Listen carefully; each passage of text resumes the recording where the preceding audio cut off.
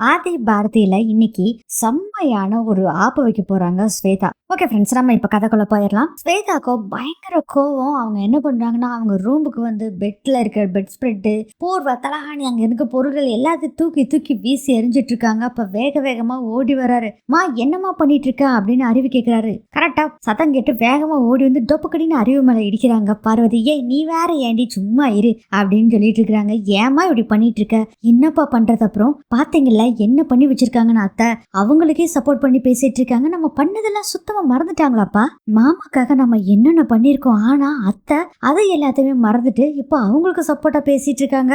நான் அதுக்கு தாமா சொன்னேன், அவனையெல்லாம் மறந்துரு நீ தான் கேட்கவே மாட்டேன்ட்ட. அப்பா இப்ப மாமா உயிரோட இருக்காருன்னா அதுக்கு காரணம் நம்ம தான். பேசாம அப்பவே போனா போகட்டும்னு விட்டுருந்தோம்னா அழுதுட்டு பேசாம விட்டுருந்துருக்கலாம். இப்போ இதெல்லாம் நடக்கிறத பாக்குறப்ப எனக்கு ரொம்ப கடுப்பா இருக்குது.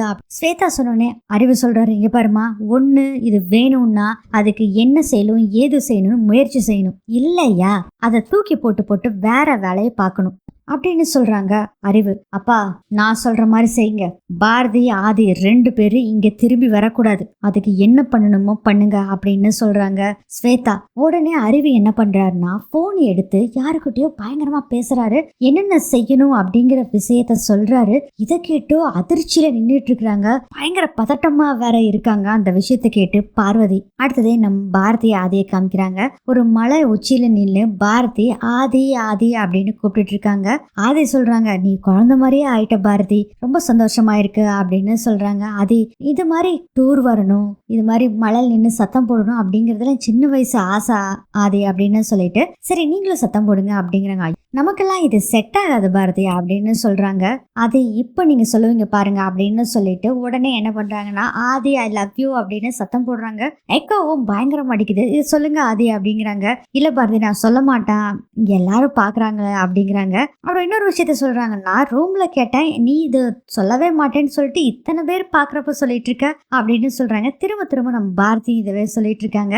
எக்கோ செம்மையா அடிக்குது, நீங்களும் சொல்லுங்க ஆதி அப்படிங்கிறாங்க. இல்ல பாரதி சொல்ல மாட்டேன் அப்படின்னு சொன்னோடனே பாரதிக்கு கோவம் வந்துடுது. கோவிச்சுக்கிட்டு அங்க இருந்து பாரதியும் போறாங்க. ஆதியும் சமாதானப்படுத்துறதுக்கு கூடவே போறாரு. அதுக்கப்புறம் பாத்தீங்கன்னா மலை உச்சில் நின்று பாரதி ஐ லவ் யூ அப்படின்னு சவுட்டா சத்தம் போடுறாரு. எக்கோ பயங்கரமா அடிக்குது. ஐ லவ் யூ டூ அப்படின்னு சொல்லி ஒரு வாய்ஸ் வருது. பார்த்தா நம்ம பாரதி தான். அதுக்கப்புறம் அங்கே நின்றுட்டு இருக்கீங்க, பக்கத்துல வாங்க அப்படின்னு சொல்லி 2 பேரும் அப்படியே சத்தம் போட்டுட்டு இருக்காங்க. அதுக்கப்புறம் கார்ல வந்துட்டு இருக்காங்க. ஒரு செம்மையான பிளேஸ் இருக்கு. அந்த பிளேஸ்ல 2 பேர் நிறுத்துறாங்க.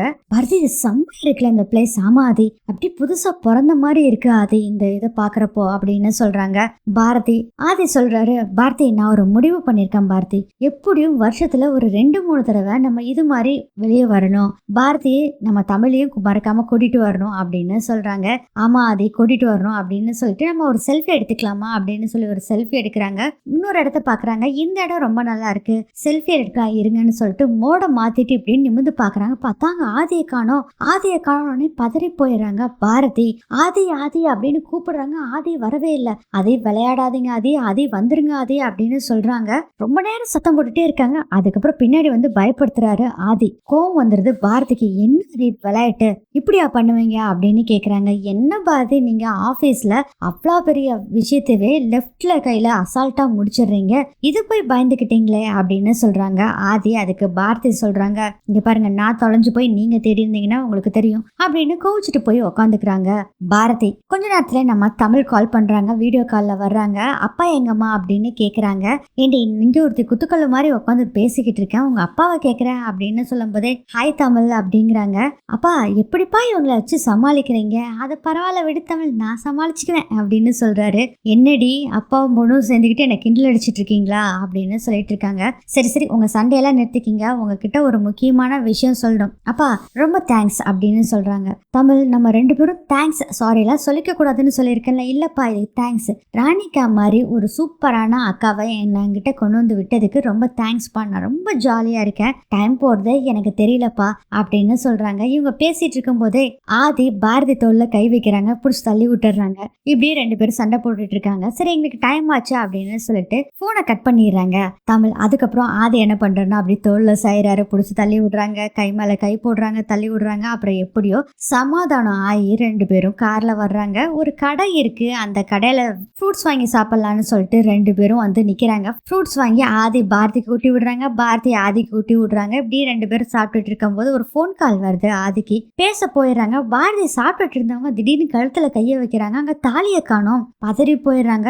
உடனே கீழே ஏதாச்சும் விழுந்திருக்கான்னு தேடிட்டு இருக்காங்க. அதை பாத்துறாங்க ஆதி. என்னாச்சுன்னு தெரியலையே, இவ இப்படி தேடிட்டு இருக்காளே அப்படின்னு சொல்லிட்டு என்னாச்சு பாரதி அப்படின்னு வந்து கேக்குறாங்க.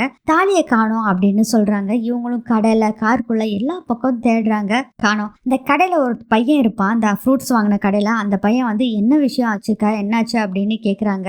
தாலியை காணோம் தம்பி அப்படிங்கிறாங்க. இங்க வர்றவங்களுக்கு நிறைய தொலைஞ்சு போயிருக்குக்கா, ஏன் தாலி கூட தொலைஞ்சு போயிருக்கு அப்படின்னு சொன்னோடனே அது கிடைச்சிருச்சா திரும்ப அப்படின்னு கேக்குறாங்க. பாரதி இல்லக்கா கிடைக்கவே இல்லை அப்படின்னு சொன்னோடனே பாரதி ரொம்ப டென்ஷன் ஆயிடுறாங்க.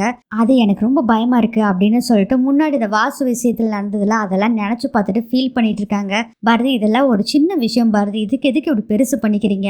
இல்ல அது பெண்களுக்கு இந்த தாலி ரொம்ப முக்கியம், சென்டிமெண்ட் எனக்கு இது எனக்கு வேணும் அப்படின்னு சொல்லி வாங்க தேடலாம் அப்படின்னு சொல்றாங்க. அப்போ ஆதி என்ன பண்றாருன்னா அந்த பக்கத்துல இருந்தாங்க பாத்தீங்களா அந்த கடைக்கார பையன், அவங்கிட்ட கூப்பிட்டு கோயில் எங்க இருக்கு அப்படின்னு கேக்குறாங்க. கோயில் ஒரு இடத்த சொல்லி அங்கதான் இருக்கு, மலை மேல இருக்கு, நடந்துதான் போகணும் அப்படின்னு சொல்றாங்க. சரி பாரதி வாங்க கோயிலுக்கு போலாம் அப்படின்னு ஆதி சொல்றாரு. கோயிலுக்கா? எதுக்கு ஆதி? நான் தாலியை தேடணும்னு சொல்லிட்டு இருக்கேன், நீங்க கோயிலுக்கு போலான்னு சொல்றீங்க. பாரதி என்ன நம்புறீங்களா நீங்க? அப்ப என் கூட வாங்க அப்படின்னு பாரதி கிட்ட ஆதி சொல்றாரு. இதோட இந்த எபிசோட் முடியுது.